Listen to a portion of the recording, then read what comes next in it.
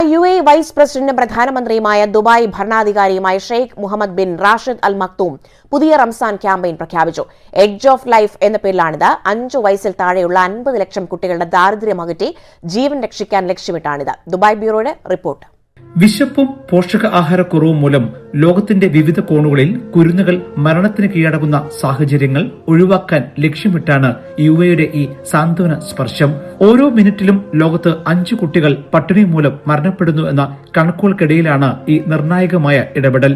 കഴിഞ്ഞ വർഷം മാത്രം 26 ലക്ഷം കുട്ടികൾ വിശപ്പ് മൂലം മരിച്ചു. ഈ യാഥാർത്ഥ്യം കൺമുന്നിലുള്ളപ്പോൾ ഒന്നും ചെയ്യാതെ നോക്കി നിൽക്കാൻ നമുക്ക് കഴിയില്ലെന്ന് UAE വൈസ് പ്രസിഡന്റും പ്രധാനമന്ത്രിയും ദുബായ് ഭരണാധികാരിയുമായ ഷെയ്ഖ് മുഹമ്മദ് പറഞ്ഞു. ലോകമെമ്പാടുമുള്ള ദരിദ്ര സമൂഹങ്ങളിൽ, പ്രത്യേകിച്ച് പ്രകൃതി ദുരന്തങ്ങളും യുദ്ധങ്ങളും മൂലം ദുരിതം അനുഭവിക്കുന്ന ഇടങ്ങളിലെ കുട്ടികളെയാണ് ഈ പദ്ധതി പ്രധാനമായും ലക്ഷ്യമിടുന്നത്. അതിനാൽ ഈ റംസാൻ മാസത്തിൽ UAEയിൽ നിന്ന് ലോകത്തിന് മുന്നിലേക്ക് നീട്ടുന്ന കാരുണ്യത്തിന്റെ കൈനീട്ടമായി എഡ്ജ് ഓഫ് ലൈഫ് എന്ന പദ്ധതി മാറുകയാണ്. ജയ് ഹിന്ദ് ന്യൂസ്, ദുബായ്.